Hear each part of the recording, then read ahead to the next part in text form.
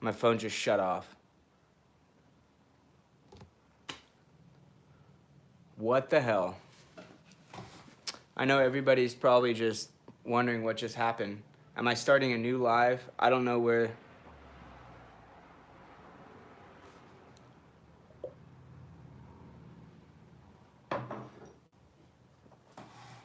Everybody's probably still in the other live.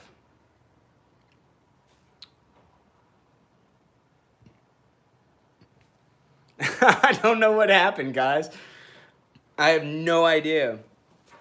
I really don't. That was very rude, Steve. I don't know what happened. I literally, I just saw my phone turn off, essentially. So I don't know what happened. I'm gonna actually plug it in.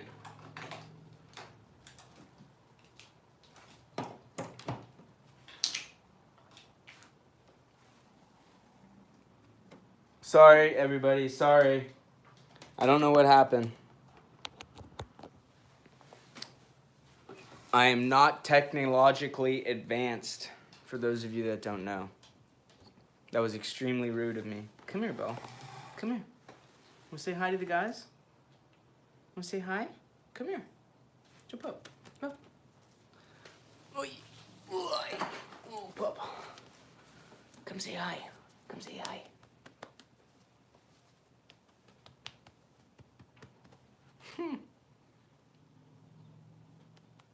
Come back, guys. Sorry, guys. Not the best at this stuff.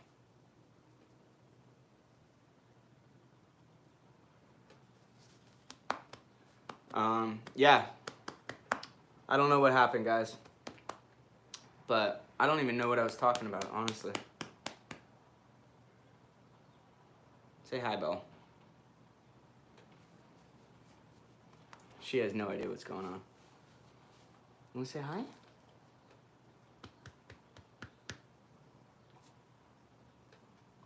Yeah, she's a good girl. She's a good girl. Hey guys, welcome back. Sorry, I don't know what happened. So, anyways, yeah, I'm really intrigued by MagnaCut. I'm really intrigued by the new stuff going on. Seems like a lot of companies are, you know, pushing that heat treat process now, and a lot of yeah. What's up? No, all good. Nothing really crazy happened. Just me talking about motorcycles and dogs and other shit.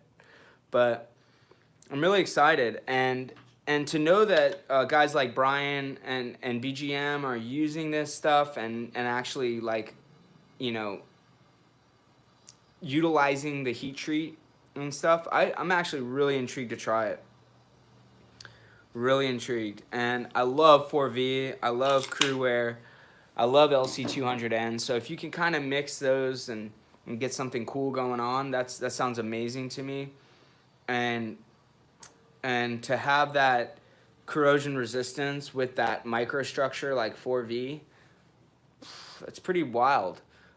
Although, like I said before, I'm not super worried about corrosion on my everyday carry, like if I'm carrying it every day.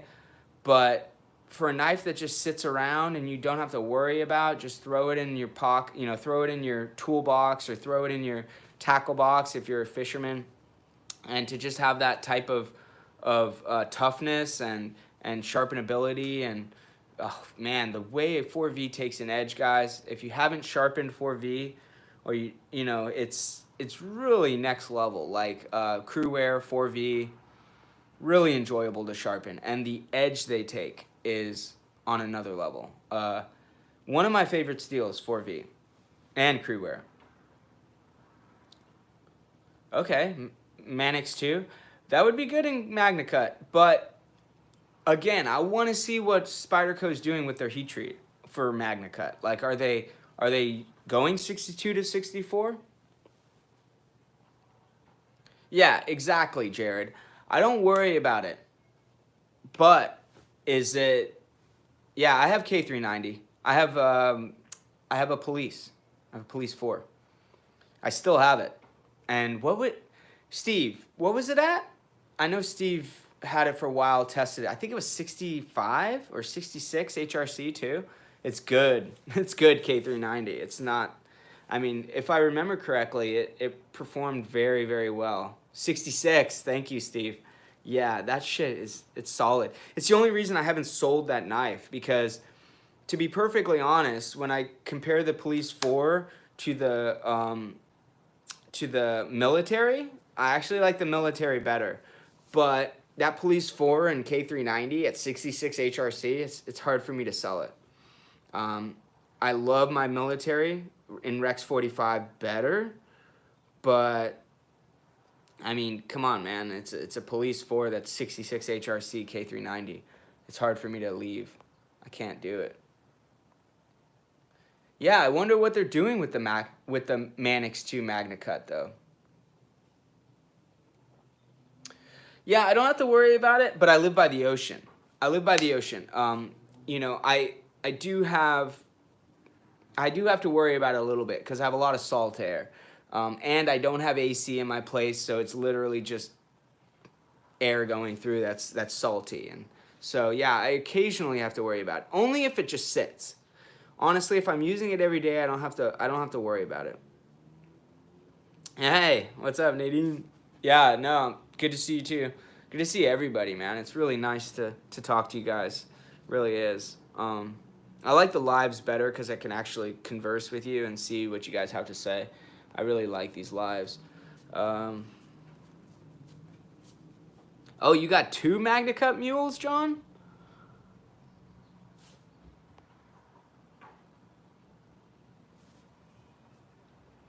Oh, dude.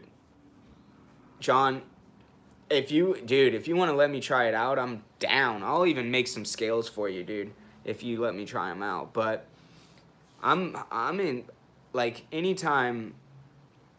You've always been more than amazing, John. You've always sent me some really cool knives, so I appreciate that immensely, dude.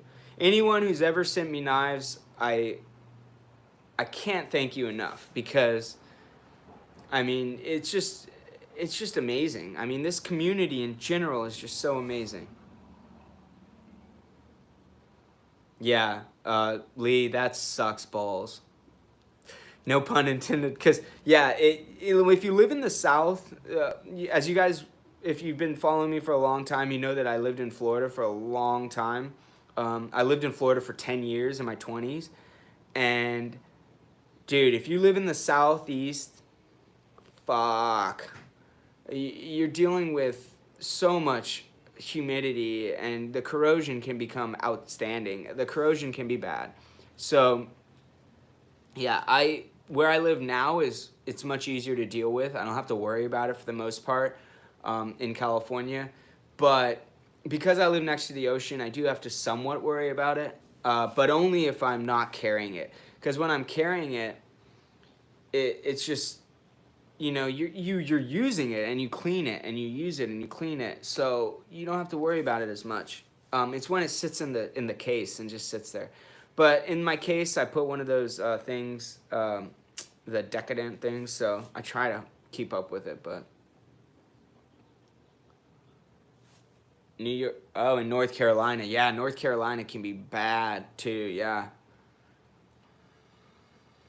Yeah, Rex 45, any of those, M4, even 4V without a coating on it or something.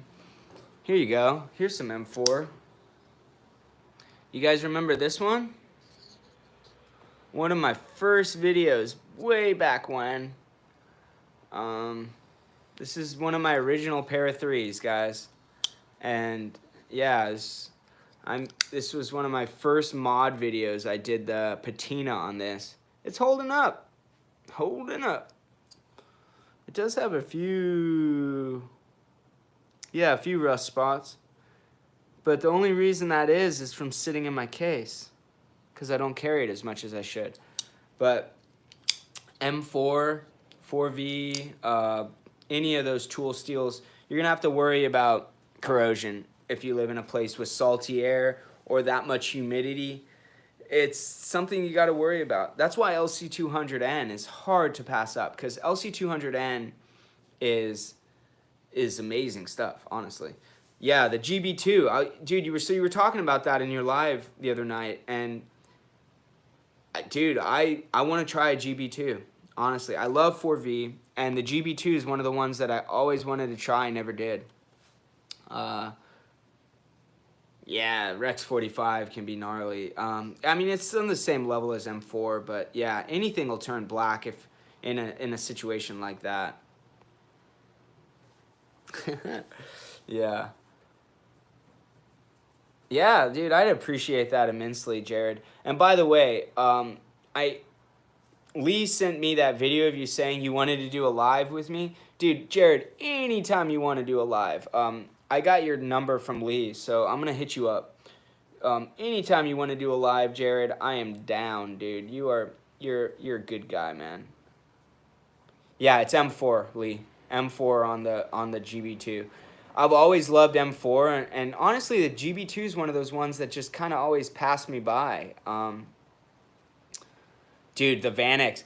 So Quiet Carry is another one I always kind of wanted to try. I never did. There was a lot of knives that I never tried that it just kind of passed me by, like the GB2, the Gail Bradley.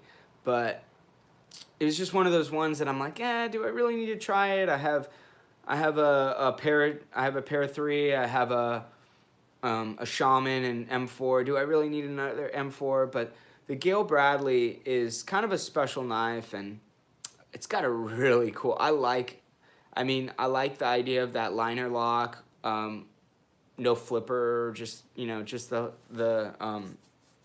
Spidey hole. I like the look of it. I like it. Yeah, dude. The thin grind on the GB2 is what kind of brought me in from the first. I want to try Manix. Never tried any Manix. Okay, so True Guy's saying Quiet Carry is eh. What do you have to say about it, Jared? I have no experience either, Lee. I have no experience with Quiet Carry. I know that Nick, Stassa, like, he had a lot of Quiet Carries, and he talked about Quiet Carry a lot. Yeah, the GB looks good. I like the look of the GB. I do. I like it. I like the knife. I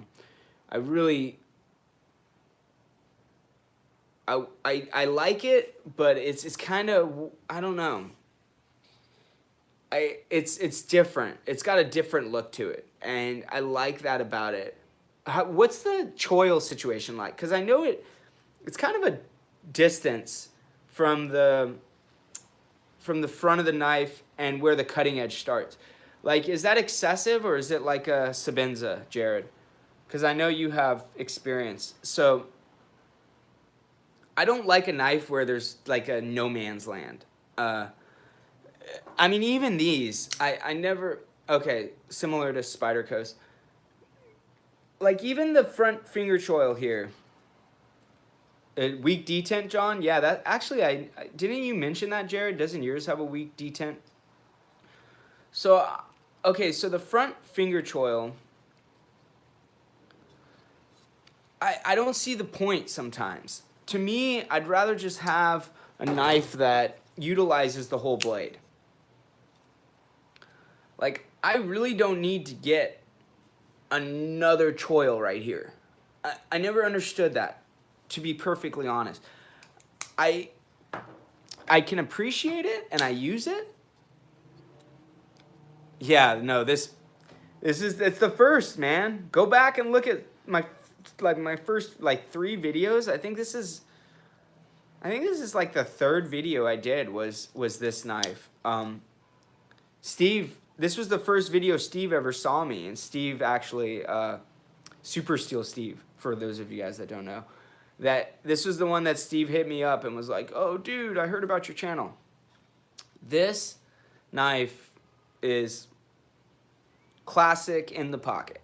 The OG, exactly. Original gangsta right here. The action needs some work. I need to work on it a little bit. It's even got a little bit of play. It needs some love. And then I smooth these scales out. rounded the edge, and then did a die. So this one has been heavily modified, but this was one of the original Blade HQ M4 exclusives. Yeah, stuck around this whole time. One of the reasons is because Steve was like, you can't get rid of that knife. Because honestly, I probably would have sold it. I still have I think I have four and PM3s, right, or Para 3s right now. So, is it 4? I have the 4V, M4, Maximate. I think that's it now. I might only have 3.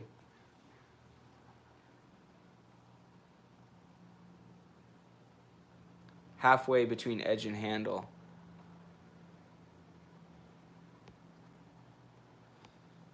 Okay, so it does have that little bit. It has that little bit wasted on the GB too. I know there is that little bit. I felt like there's a little bit, but I don't mind that.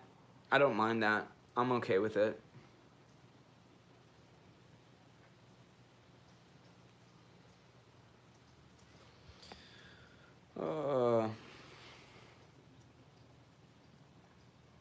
Dude, that sounds awesome, Lee.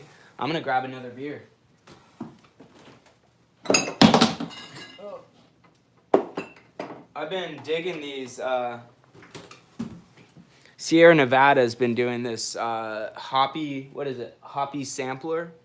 I've actually been digging it. This is the Dankful IPA. I just drank the Atomic Torpedo. If you guys have tried their Torpedo IPA, it's really good. But this is like a bunch of different ones, and it's actually really good. Steve, you can appreciate this if you're still around, dude. But yeah, I really, really dig them.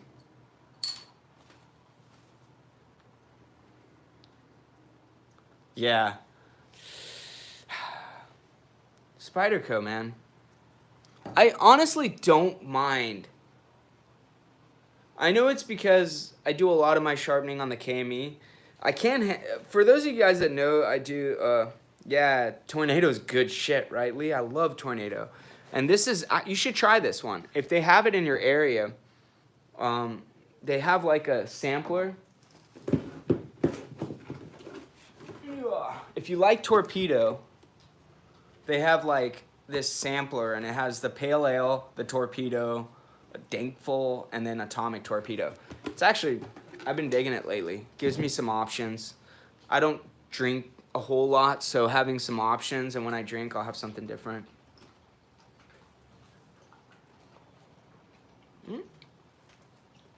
Cheers, guys. But anyways, so what I was saying. Yeah, I like the Choil. I like a good, honestly, it's the plunge grind. The plunge grind is what matters, because I don't even mind if they don't have like an actual sharpening choil. I know you guys think, okay, I mostly KME or TS Pro F? I don't know. Edge Pro. Yeah, I've never tried Edge Pro. I have a KME, for those of you guys that don't know. And I don't mind when they don't have a full choil. Like this has, you know, the plunge grind is, it hits almost, you can see there's a little bit of that smile. I don't know if you can see this. Yeah, there's a little bit of that going on back there. But it's actually pretty good. This edge is actually pretty consistent all the way back. When you look at Spyderco, okay, so when you have this and you have this plunge, as long as the plunge is done well, I don't mind, because I'll just run it right up against my stone, whether I'm doing freehand or if I'm using the KME. I'll run it right up to that. I don't mind it. Yeah, a sharpening choil is nice. It is nice, but as long as the plunge is done well, As long as they don't, like even this, I love that the plunge is way back here and your edge is right here. Obviously they do this because then they don't have to worry about it. That's why a lot of companies do a finger choil, because then they don't have to worry about the plunge grind. They don't care. And I think it's a cop-out. I think it's a cop-out a little bit. This knife actually, you can, especially if you have big hands, you could actually use that finger choil, and you would probably use it a lot. For me, I don't find it super necessary. They probably could have brought the blade back to here and gotten an extra 1/4 inch out of the blade, and I would have been even happier. But plunge grinds is the more important thing. TS Pro F, is that what it is? Pro F? Prof? So the TS Pro F, that's a new sharpening system. I'm going to have to look that up. I'll have to check that out. I have a KME. I can freehand, for those of you guys that don't know. I freehand once a week at least, because I freehand all my chisels at work. For those of you guys that don't know, I did move from my job at the surf shop as a manager, back to carpentry, which is what I did for most of my adult life as a carpenter. So I've been back in carpentry. I love the TRM actually. It's been a great knife. It's not a hard use knife. I wouldn't grab it if I had to cut a shit ton of cardboard. I would not grab it.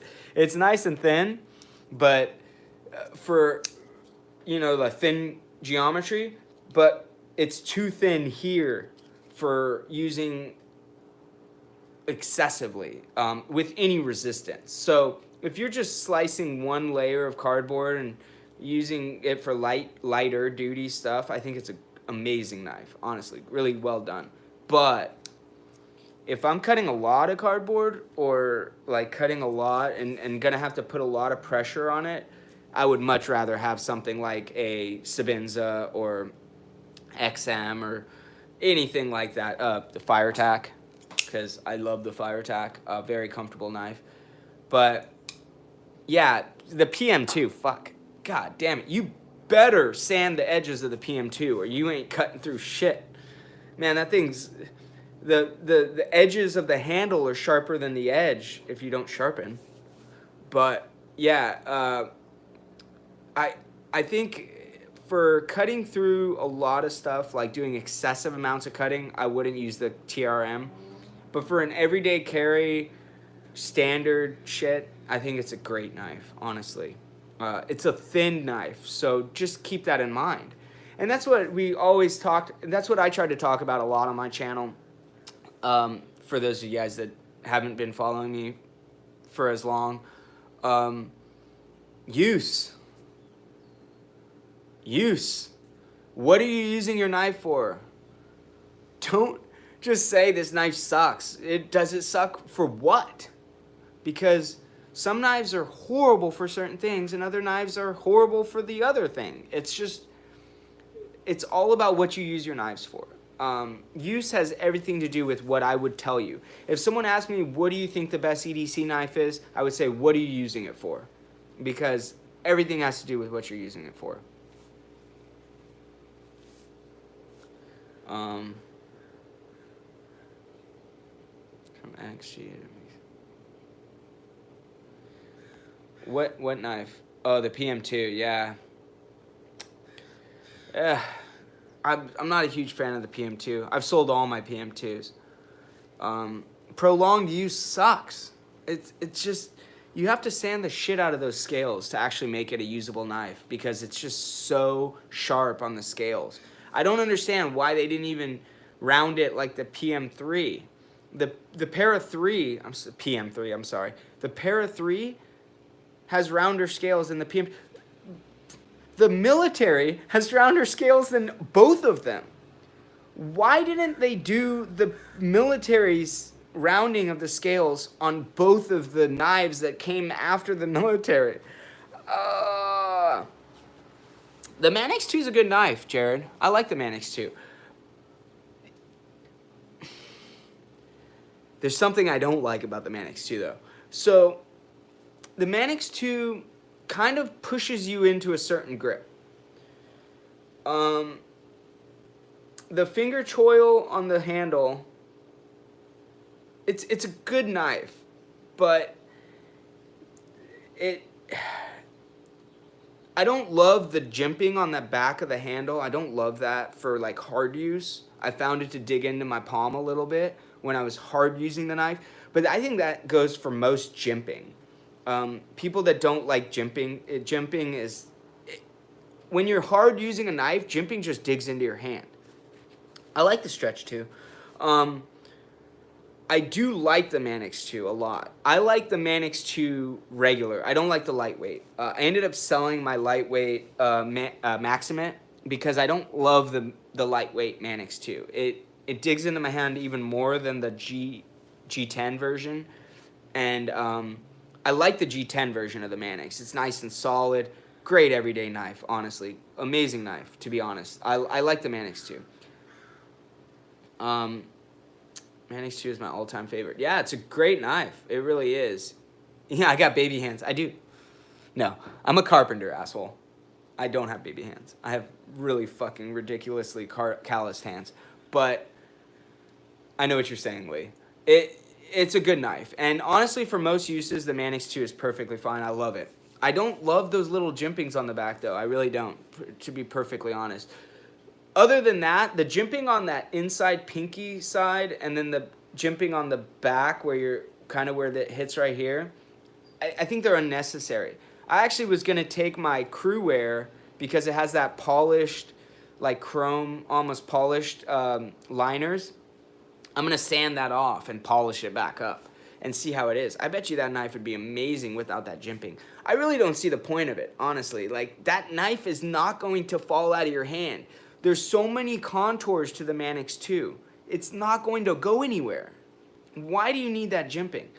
Tell me, Lee. Tell me. Yeah, what is the spine jimping for? What? That knife is so contoured and it fits your hand so well. There's really no need. There's really no need.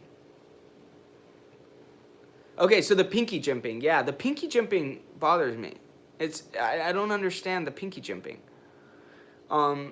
I think jimping in general is kind of like pointless for most knives. That's also why I was actually very appreciative of the fact that this thing has pretty much zero jimping, this TRM, except for where you might need it on the lock bar. It's not a heavy use knife, so why would you have jimping on it? Yeah, on heavy use knives, Okay, so this, for those of you guys that ever had a fire attack, this is perfect jimping. It's not aggressive, it's really simple, and it works really well. Sorry, I'm trying to see what was said here.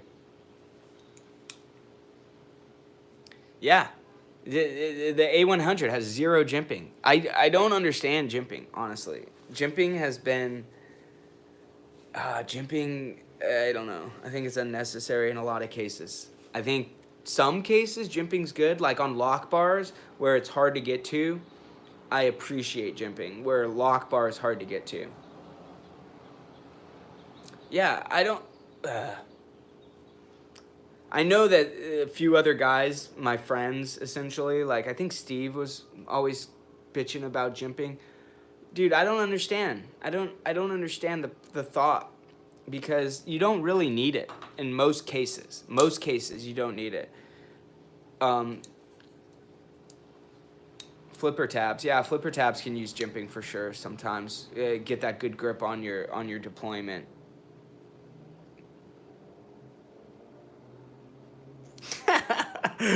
Yeah, it's nicely. Yeah, that's what it's for. And then you got to toughen up your pecker too, because when you got to have the calluses on your hand, and then your pecker has to toughen up when you're masturbating. So, yeah, that's a good point. I agree, Jared. Flippers necessary. Some flippers, especially with strong detent. Strong detent, you need some. And then if you have a lock bar that's hard to get to, having some jimping there, it really does help. It does.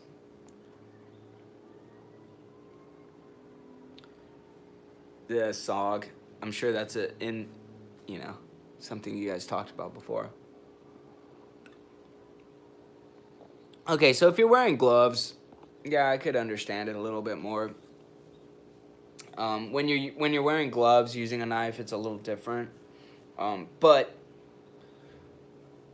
on a big knife like the 4 Max or something, I can totally understand that because you're gonna be wearing gloves probably when you're using a knife that big and for hard use, for work knives and stuff like that. I could sort of understand, but generally people don't use gloves while using a knife. So if you work with gloves, I can understand picking a knife with jimping.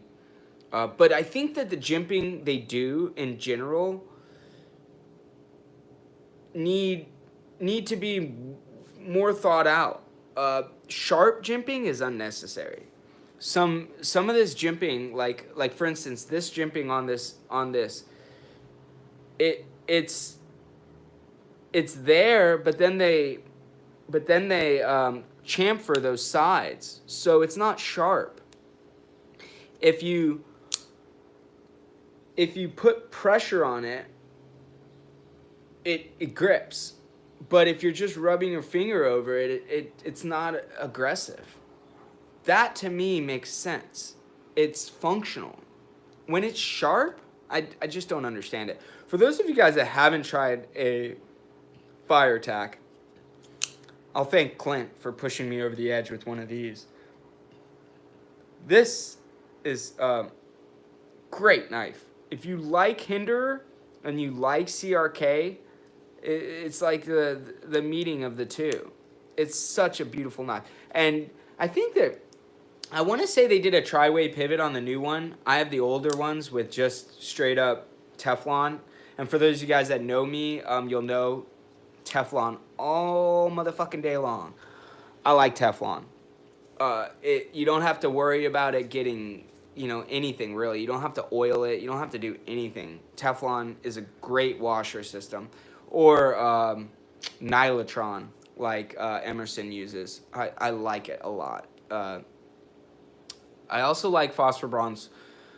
Not a huge fan of bearings for those of you guys that know me, but I actually probably only have like 2 or 3 bearing knives left, to be honest with you, because I'm just not a huge fan. I like washers. Jared. ZT640. Okay. I'm trying to think of the 640. I can't remember. Fire tack. ZT has so many fucking numbers, man. Fire tack. Numbers are okay. Sorry, I'm gonna get past John's comment here and go back to that. Why does ZT use numbers? You can't remember numbers. A name of a knife helps you remember the knife. The numbers just get confusing. I'm like, what was that number again? What was the 640? What was the? It's so much easier when there's a name. Yes, people relate Teflon to cheap knives, and it's not the truth. It really isn't. It's not the truth at all. Yeah, John, fire tacks are great. Great. They have a recurve? They have a recurve fire tack now? In a tri-way? Yeah. Bearings do not mix with someone that works in a dusty environment. Bearings don't work in a lot of environments, but I like washers. You don't have to maintain them, really. You just use it, essentially. Set it up right the first time, clean it, oil it. And, I mean, you can go years without cleaning a washer knife. I mean, I wouldn't recommend going years if you're using it every day, but, once every 6 months, 8 months, year, clean it. Bearing knives, man, that can get gunked up really quick. I'm not a huge fan of bearings. And the fact that, oh yeah, do I have a bearing knife in front of me? There is a feeling, there's a slight recurve. Is it meant to be a recurve, or is it just a shitty grind? Because that's two different things. Yeah, I don't like the ST533 6U4I68VD. I do not like it. I don't like numbers. I like numbers. I like math, but I hate when they name knives with numbers, because then it's like you're not going to remember it.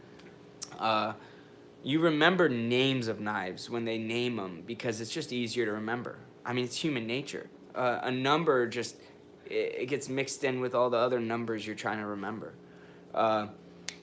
So, yeah, bearings just tend to have issues. And honestly, a lot of companies go to bearings, and I know I'll probably have people that disagree with me. A lot of companies go to bearings because the tolerances are way wider.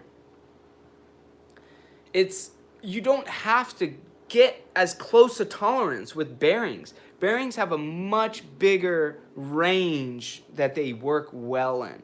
So you can have a knife that you have shitty tolerances and just throw bearings in it and it drops free. But that also comes with a rackety kind of feel. Have you ever felt an actual drop free type of Sabinza where you literally could, you could push the thing with all your might and you can't feel any bit of play, and it still drops free when you drop the lock bar? That's much harder to do than a bearing knife. A bearing knife can literally be rickety as fuck, and you push the lock bar and it drops free and drops down, and you're like, oh, look at that, oh, whoa. It's bearings. To do that with a washer system, way harder, way more intricate, way more precise. Yeah, see, heresy? I don't know what that, I'm not even familiar with that, Jared. You're going to have to fill me in. But CRK, I mean, you just have to understand, like, the element that goes into that, to have a knife that's that tight of tolerances. If you guys have ever seen how thin washers are compared to a bearing, bearings have a lot more play there. They have a lot more air involved. So the feeling of a bearing knife to me feels kind of rickety. Like it just feels loose. Even when it's tight and it doesn't have any play, it feels loose. It doesn't feel like a Sabinza. That's why when guys talk shit about Sabinzas, I'm like, have you ever been to a machine shop? Do you know what it takes to make a knife that solid? Those super big washers. Oh, so awesome, man. Such an awesome knife, man. I love Sabinzas. I love CRKs in general. Grease on washers. Spartan. I haven't tried a Spartan, John, and I do want to try a Spartan eventually. Yeah, bearings, too shitty, drop shutty. Yeah, dude, I'm just not a fan of bearings, honestly. Some bearings, yeah, they do a good job. I mean, I have some bearing knives. I have my original Fortis, the only knife I kept from our friends over at Ferrum Forge, but it's only because it has sentimental value to me. It was, and the whole debacle with the HRC thing with that knife, I had to keep it. But that's a great knife. Phosphor bronze, all good, man. Phosphor bronze. It doesn't have to be drop shutty or whatever the hell you want to call it, but if they're well done, phosphor bronze drops, just as well as anything, man. And I mean, this, the whole like it falls shut is nice when you're sitting on your couch, but who's sitting, who's at work cutting and then they go like to close their knife? No, you just close your knife. You know what I mean? Like when you're in everyday use, if you're fidgeting on your couch, maybe that whole like drop. I mean, even this one, this is a bearing knife, but it doesn't really, fall shut from here. It's not gonna fall shut. It's fine. I don't need it to fall shut necessarily, because yeah, there was an element at one time for me. It was like, oh, if it just falls shut like that, that shows quality, but that's not necessarily true. It doesn't. It really doesn't. It doesn't show quality of anything. It just shows that they can put bearings in a knife.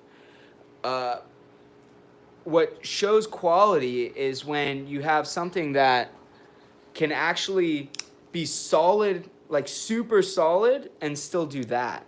That's quality. That is quality. This knife, even if I release the lock bar, there is no play in this knife, yet it falls. And that's on Teflon. Teflon, guys. People talk shit about Teflon. Like, dude, Teflon is smooth as butter when it's done well. Smooth as butter. Smoother than phosphor bronze. I love phosphor bronze washers. They're actually better in general if they're not done well. Like Teflon can be total shit, just like everyone knows. They think of Teflon, they think of cheap knives. When Teflon's done right, though, Teflon all day long. This is a tri-way pivot, and it's on Teflon. It's really, really well done. And this is actually, for those of you guys that don't know, Steve was the one who turned me on to this. But if you go on to like USA made, I think it's, what is it? US Knife Maker. They have all the stuff you need to make a knife essentially, and they have washers on there, and you can get Teflon washers on US Knife Maker, and you can actually replace your like Hinder washers. And Hinder washers, even though they're decent Teflon washers, you can get really well done Teflon washers. Yes, Teflon is self-oiling. Thank you, Tree Guy, because that's the thing. I don't have to oil it. Teflon has its own lubrication essentially, so you don't have to worry about it. As long as you oiled your blade, or if you have a M390 or something, you don't have to worry about corrosion. Then you just literally put your knife together dry, and you don't have to worry about it. You don't have to worry about keeping oil in there to keep it smooth. Teflon's amazing stuff. This is my Teflon, and every Hinderer I have that's tri-way pivot has Teflon on it. That'll tell you something. Every Hinderer I have that is a tri-way has Teflon. I said, screw the phosphor, screw the bearings, I'm going Teflon. There's an oil-infused copper. Is that what you... Oil-infused copper washers. Interesting. I have not tried Todd, and I did not even know that existed.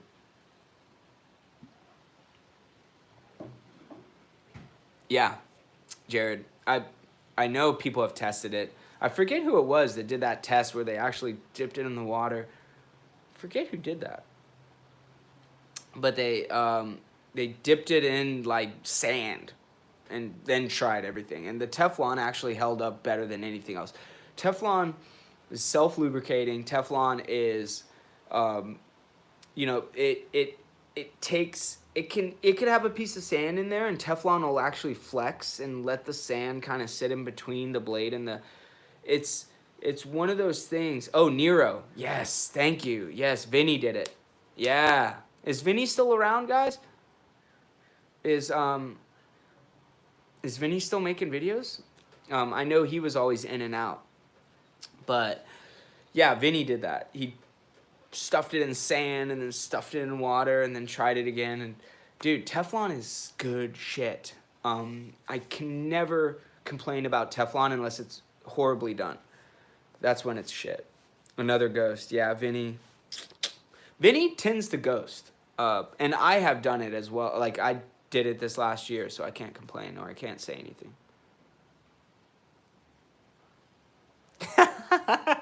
Yeah. Yeah, Jared. Yeah, we got an apartment together. He's hanging out in the back. He's actually laughing right now. He's hiding. But yeah, no. Vinny's done it before. Vinny just comes and goes. But yeah, I haven't been good to you guys. I'm sorry about that. I should make more videos. I should be more involved in the community. I really love you guys. I love this community. Oh, let me say this. It's a love-hate relationship, because that whole HRC Matters battle, Holy shit. This community can be so fucking stubborn, man. And so, like, sometimes I wonder what the hell's going on in people's heads. Like, sometimes the brand loyalty in this community is just, it's like, are you talking about my brand? I'll fucking castrate you. You know, I don't understand that mentality. Like, if your brand is you in the butthole, like, why are you just, like, defending them, man? Yeah, the HRC police. Wait, hold on. I gotta see what that was said. Yeah, this is a really long trip to go get milk. That's what it was. Exactly.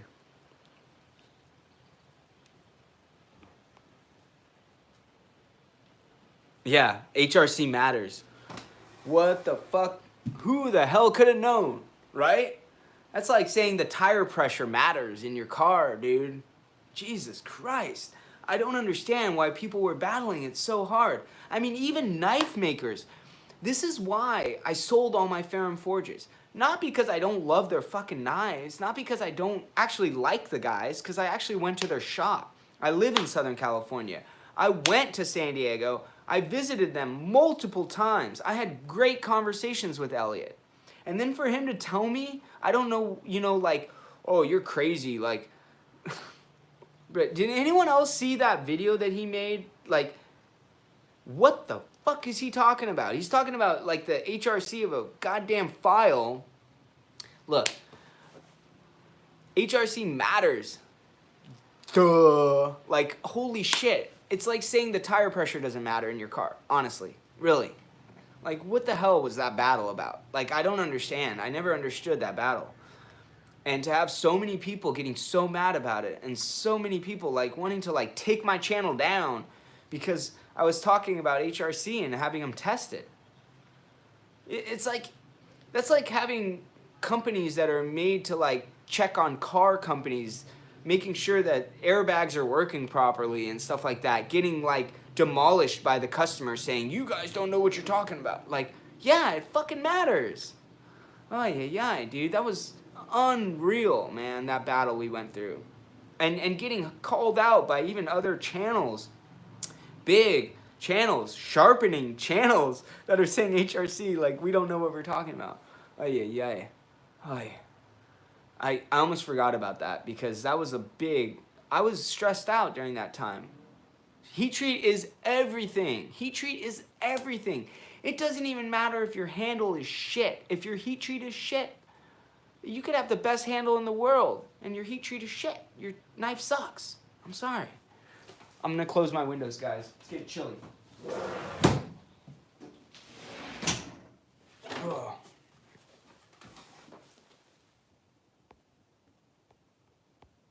Let me catch up.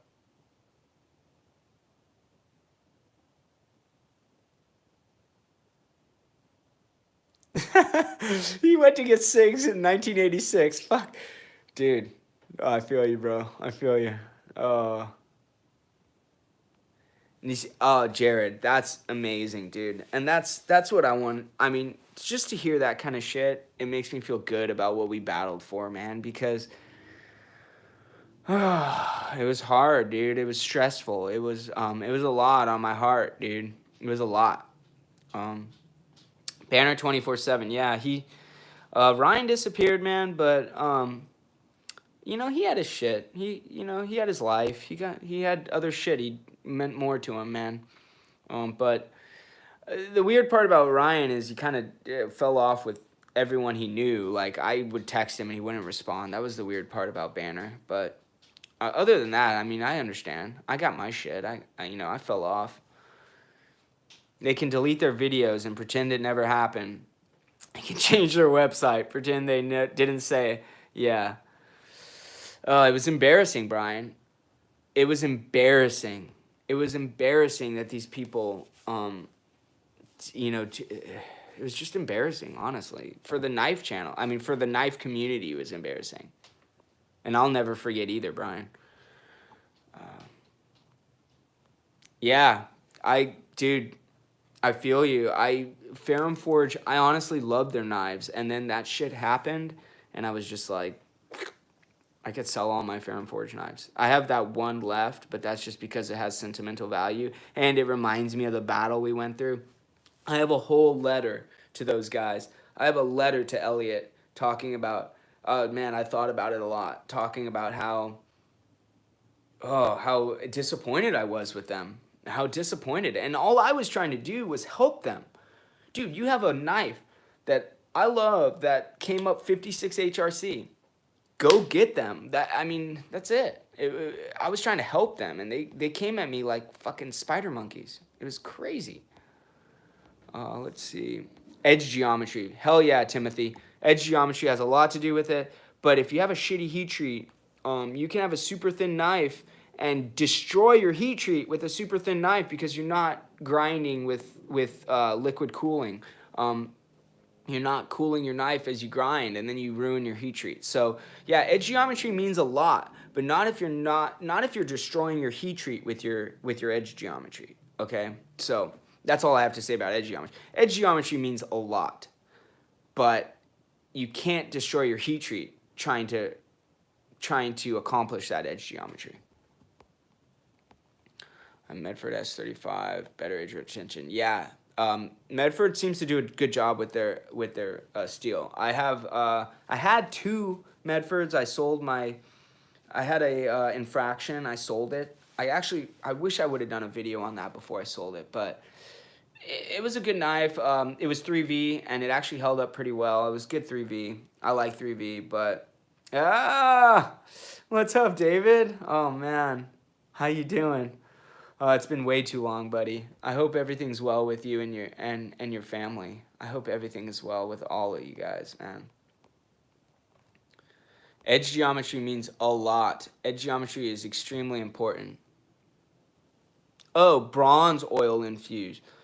Okay, the Spartan uses it. Interesting. Okay, I gotta check into that. I gotta look into that. And does anyone know where there's any information on Techwood too? I tried to look up Techwood to try and see where it's manufactured, see what it's all about. I couldn't find shit on it. I was actually really surprised.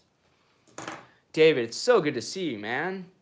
Dude, there's so many people I want to catch up with. I got to get back onto Instagram. I hate Instagram. I hate social media, but I got to get back on there because I miss you guys. I do. I miss everybody.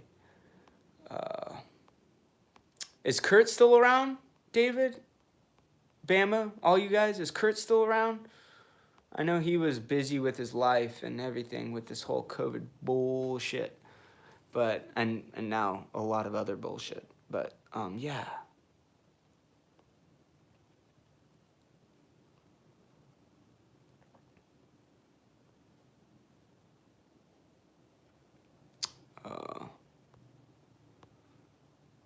Sorry, catching up here with the comments. They fought on that hill, man. They died on that hill. This is one question I have to ask for those of you guys that are still involved. Yeah, dude. Steve always has fire content, man. But yeah, fuck. Let's see.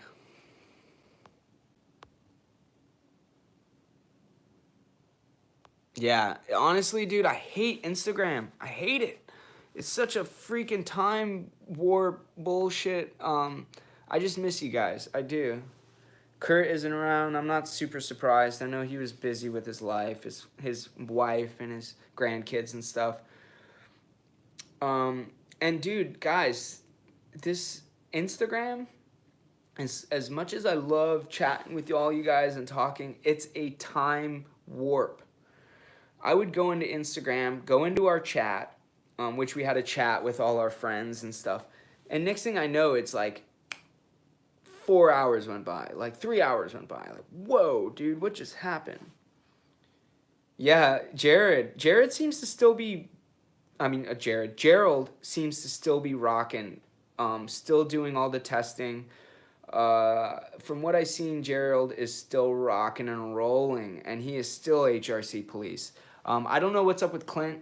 I've seen some videos he's posted lately. I do go on YouTube and I'll see like a posted video from Alchemy. I'm saying Clint. Sorry guys, Alchemy One. I don't know if he tells people his name. I shouldn't probably be just using his name. Yeah. So Clint, I don't know what's going on with him. I know Gerald's still doing the testing. Freaking, yeah, Gerald. But I do want my 4V. I have a 4V Manix 2, the freaking St. Nick's 4V Manix 2 with Gerald right now. You guys got to tell Gerald he needs to send me my knife. I did, you know how he does the Manix 2 regrind of the handle? I sent it to him to do that, and he still hasn't gotten it back to me. And also, I have 2 knives with... Who are my other 2 knives with? I finally got my fire attack back, but yeah, I forget. Anyways, I have knives out still, and not cheap knives, so I'm trying to get all those back. Philosophical. Clint is philosophical, so I'm not super surprised by that. Yeah, he's been around. Oh, Gerald has his own Rockwell tester? Wow, Brian, that's awesome. So, is it a Wilson? What did he get? What kind of Rockwell tester did he get? I'm curious. Oh, he got the Kurt? No way. Dude, that's awesome. That is awesome. Yeah. Oh, Hill. Yeah. BJ. BJ Hill has my knives. Jesus Christ. He has 2, like, really expensive knives. I mean, and he got him from Kurt, so thank you to BJ in the first place. I'm not like, dude, I'm not like the person like calling you like, hey, where's my knife? Where's my knife? But it's been like 2.5 years. Dude, that would be awesome. I hope he did get that because obviously Kurt's not using it. So I thought BJ was saying he was going to get the Wilson, but maybe Gerald got it. I know Gerald was talking about moving, so maybe he's been in the process of moving and got it from him.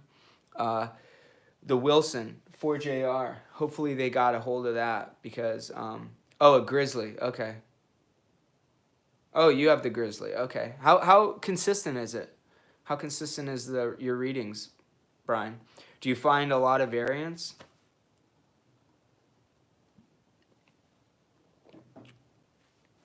Like what I mean, if you hit the same knife 10 times, what's your variance? Yeah, the Wilson 4JR that Kurt had. I wonder what's going on with that. Okay. Okay. Cool. Yeah, that's good to hear. He's for if you guys are watching this afterwards, he's saying that it's very consistent.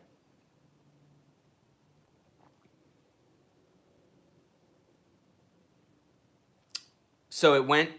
David's saying it went to BJ. Okay, that's what I thought. BJ took the Wilson. I thought BJ went and got the Wilson, from my understanding. But and ODC for EDC. I know that I'm so out of the. I know that both of those guys are probably bigger now, bigger channels. ODC for EDC, I think, is killing it. Yeah, I think he sent it to BJ. Timothy Becker. Dude, so many of these guys. I'm so happy to see all you guys, man. I need to do this more often. Yeah, the Wilson, hopefully it's still being used. And yeah, if you got it. Hey, True Guy, have a good one, man. Good to see you. I will try not to be a stranger. I'm going to try and make some content here soon. I still have videos that I never posted that are probably dated at this point. But thanks a lot for coming in, Tree Guy. Have a great night, bud. I know it's getting later now, and if you're on the East Coast, you're probably eating and shit. But yeah, it's good. That's good to hear. I'm glad someone's keeping it going. Is BJ actually testing knives? I gotta check out some of some of his videos and see if he's been doing some more of that, because it's good that people are testing these. It keeps these companies true to their customer. That's why I never understood the fight back from other customers, like people that are actually buying knives from these companies, spending hundreds, if not thousands of dollars on these knives, and they were getting mad at us for testing knives. Like, what is wrong with you people? It just didn't make any sense. Yeah, yeah, okay. I know it's worth passing on. I gotta keep. I gotta let it go, man. I gotta start releasing some of these. Yeah, check out this new release from 2012. LTK is doing testing. Where's he sending it? Is he sending it to BJ or is he sending it to another source? Didn't he have? I want to say he had another source that he was using. Even when Kurt, they were like testing him in two places to see the consistency during that whole HRC police bull that was going on. I know they were trying to find another company that would do it, that was backing up what Kurt was saying. I got a lot of flack for that. Like, oh, who's this guy? Who's this guy? I'm like, dude, he has a machine. He works for a company that's literally sanctioned by the DOD. Oh, unnamed source. Okay, that's good. That's probably good. Kurt, the shit that Kurt went through, because people can't handle the truth. It's sad, man. Kurt was getting flamboiled. He was getting attacked by people for putting out content that was just trying to help them. I mean, it didn't make any sense. We were just trying to help people. We were trying to help the customer, the consumer, and people would attack us. Other knife channels would attack us. It was very interesting. It was a lot of the reason I got turned off, actually. I mean, it's not the reason I don't make videos now, but during that time, I was extremely stressed out. Because it was like being attacked for trying to help people. It was a very interesting thing. But I'm glad we did it. I'm glad we did it, David. I'm glad all the work we did. The work you did, man, you did a lot of work. Dude, I can't imagine the amount of time you put into all your spreadsheets. Are you still keeping up with the spreadsheets?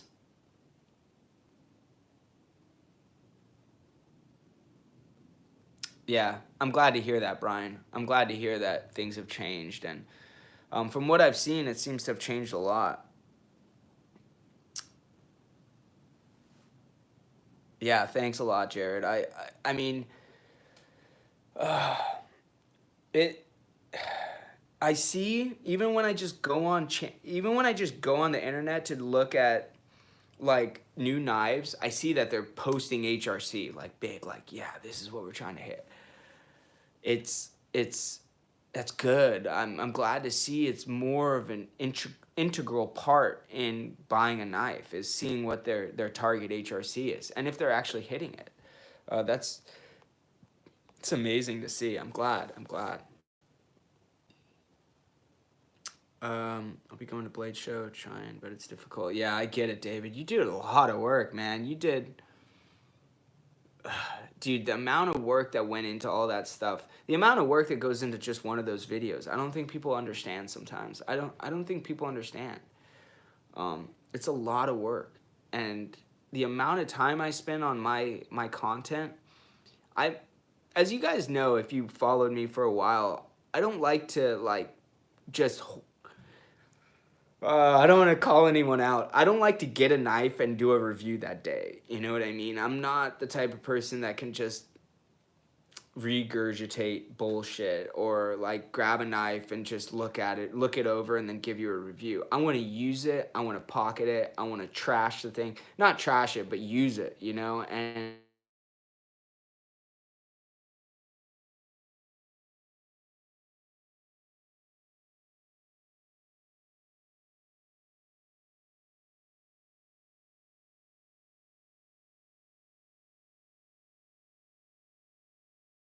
made that were 30, 40 minutes long, I tried to shorten them. I would re-record them like, okay, I'm going to make this shorter. This is way too long. There's no way. And then I would re-record them and they'd be longer or the exact same length. And I'm like, dude, this is all the information I need to give you. This is all the information I felt was prevalent. I know a lot of it, sometimes I probably said things that you didn't need to know, but someone might need to know that. Someone might want to know that. So that's why my videos were so long. And I know it doesn't work right for the algorithms of YouTube, and I'll never be a big channel. I'll never be a Neves Knives because I don't know how to work the system. I'm not good at working the system. I'm not good at playing the algorithm game. I'm not good at that. I just try to be honest and give you guys the most forthcoming review I can and hit all the points I wanted to hit.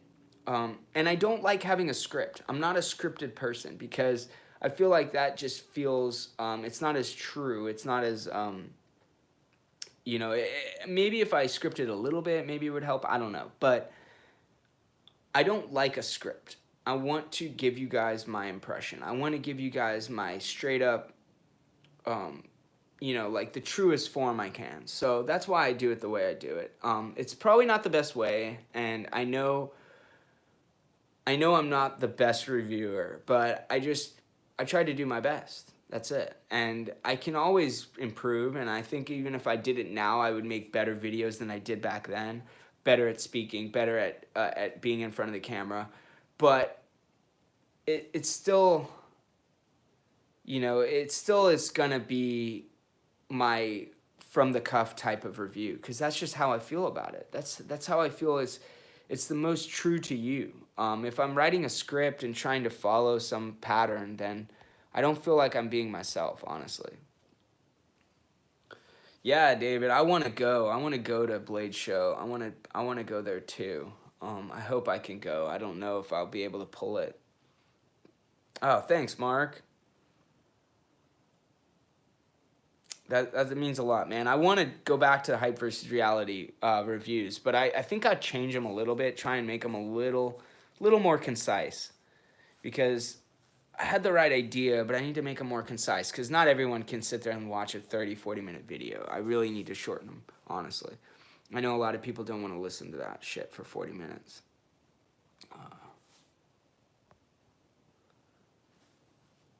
Yes.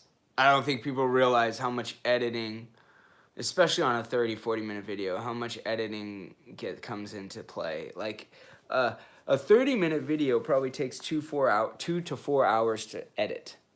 I don't think people realize how much time goes into editing and then downloading it to YouTube, and then, oh, I'm halfway through the download and something happens and now I have to re-download it. I don't think people realize all the work that goes into that. It's a lot. It is a lot.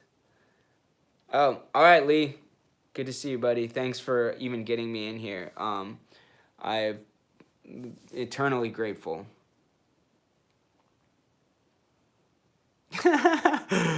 Oh, wait, what, hunch?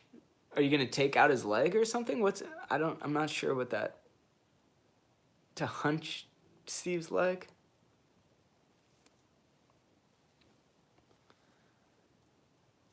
Oh, thanks, John. That means a lot, man. I think it's what has to happen. I mean, at least at that point, when we did what we did, it needed to happen. These companies were literally doing whatever they wanted. They were taking, you know, CPM 154. They were taking whatever they wanted. You know, they were just calling it out. Honestly, M390 and 20CV and those types of knives, those types of knife steels, were being exploited extremely bad.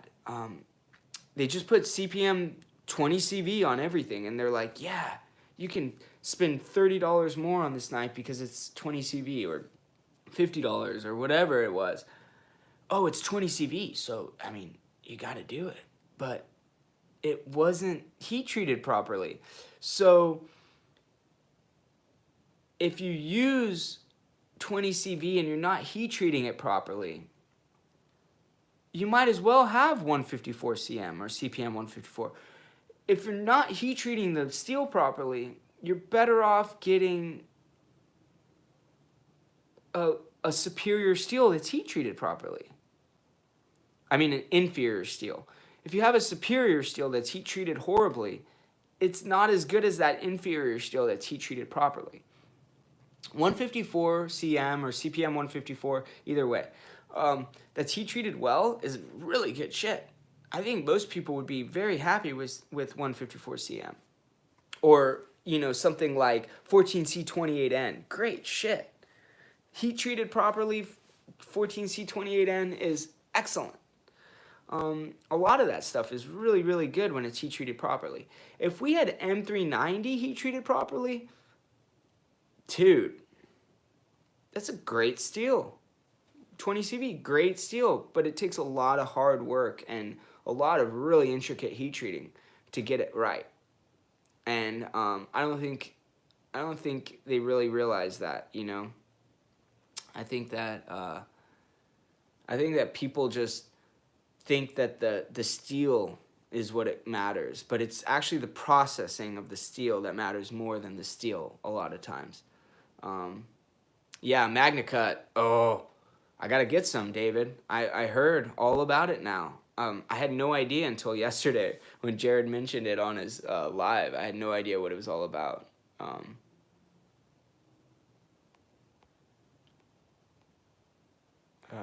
To post office.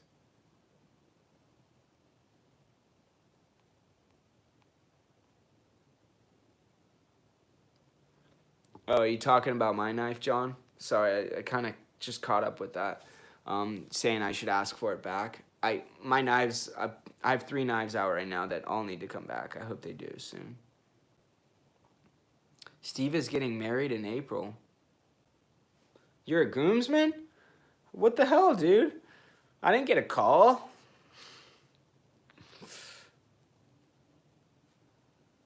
Dude, what's going on? All this news, man.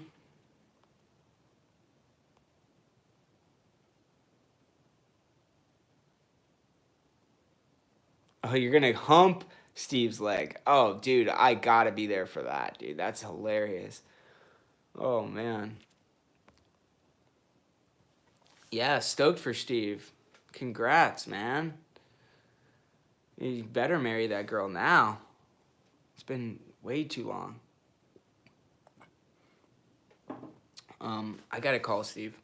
But yeah, the process of steel has everything more to do than the composition.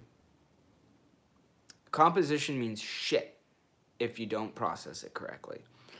It's just like Steve would say. I think it's one of the best things that Steve ever said was that if you get Kobe steak, you know, like the best of the best steak, you know, like you go and get the cow, you kill the cow, you freaking take the thing, you know, like you can get the best meat in the world and destroy it on your stove.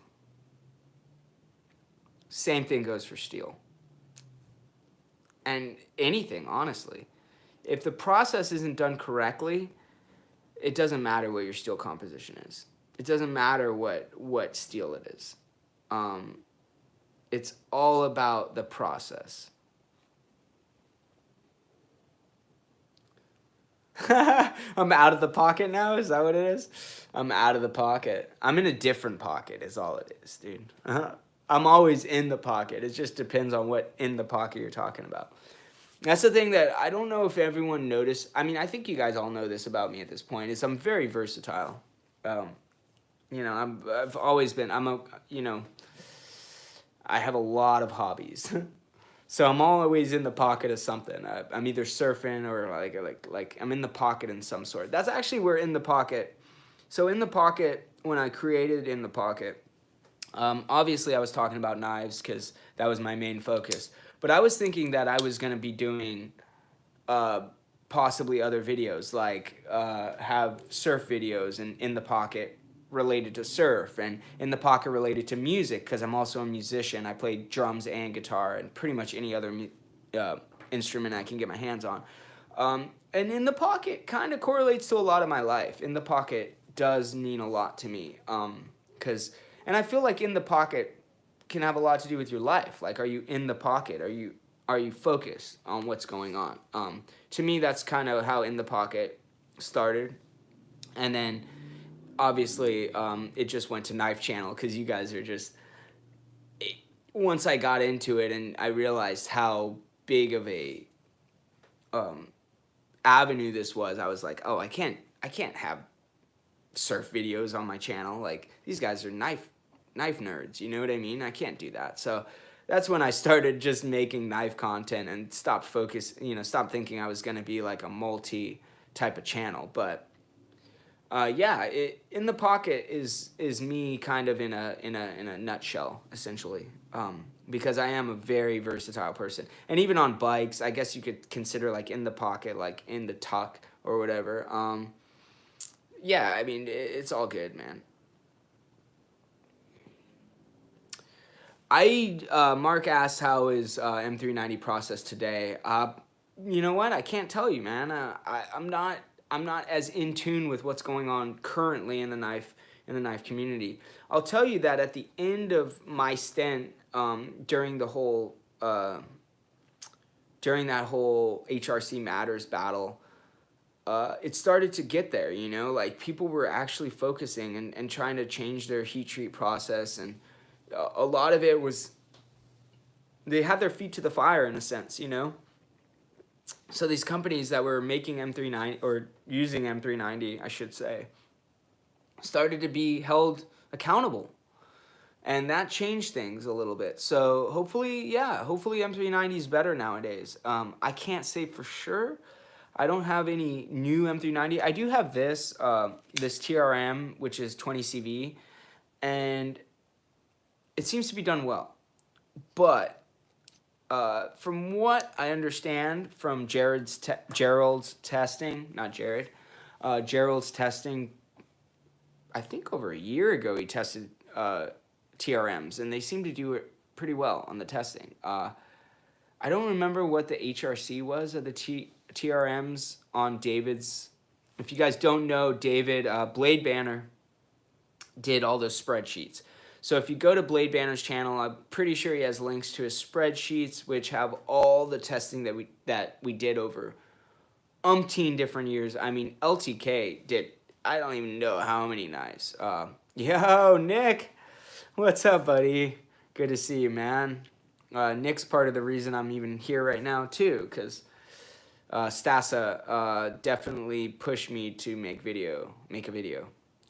But one of my influences from the beginning. But yeah, it's, you know, the testing on M390, I don't know where it's gone at this point. I don't know if companies have focused more on that heat treat process of M390 and 20 CV. I know that TRM kind of, because they're small batch anyways, for those of you guys that don't understand about M390 and 20 CV and, you know, any knife steel kind of like that, where it's a high composition. It has a very intricate heat treating process, and if it's not done well, if the movement from, you know, the heat to the cooling is not done properly, you end up with a giant microstructure and you end up with a shit steel. So a lot of these companies, I'm hoping, have changed their process since that whole, you know, rigmarole that went on, because it's just like I said, it's just like holding car companies accountable for what they're selling to their customer, because it's imperative, in my opinion. It's just like selling cars that don't have airbags that actually work, you know? I mean, maybe tires that actually work, maybe it's a little bit more comparable. I don't know.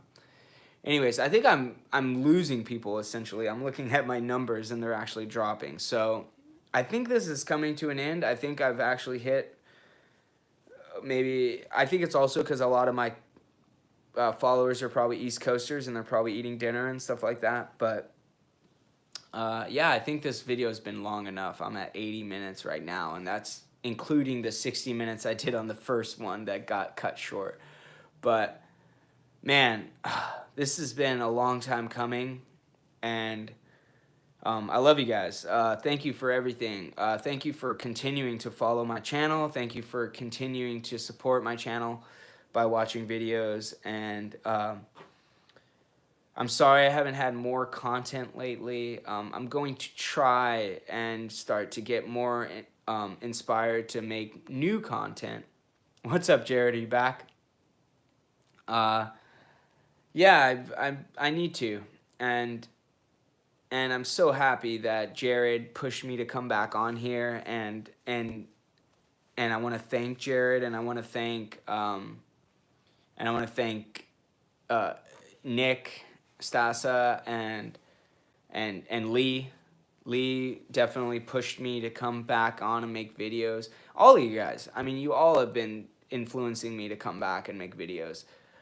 It's not that like I said before, it's not that I don't still carry knives and still appreciate knives and still do all the things I did before. We'll definitely do a live together, Jared. I'm so stoked about that, man. I would definitely be down for that. I think you'll engage me in a really good way, dude. You're a really good guy. You and your girl, man. You and your wife are good people. I always thought that from the get-go. All right, David. Good to see you, man. Good to see you, David. Really nice to see you on here, man. I got to hit you up on... I got to get back on Instagram as much as I hate it. I just want to say what's up to everybody and get on the thing. Yeah, Jared. We'll see you soon, man. I'll hit you up. Yeah, but it's been great. All you guys are awesome. You've been the reason I keep doing this. Otherwise, I would have given up a long time ago, especially during the whole HRC battle. I would have given up back then, because if it wasn't for the guys that appreciate what we were doing, it wouldn't have been worth it. It wouldn't have been worth it. So I appreciate all you people. I appreciate everything. And I want to say thank you. Thank you to all the channels that have been part of my life, and thank you to all my subs. So I hope you guys all have a great night. I hope you're all having a good year, and you're not getting too stressed out about the current situation in the world. But yeah, thanks everybody, and thank you for joining. Have a great night. Love you guys.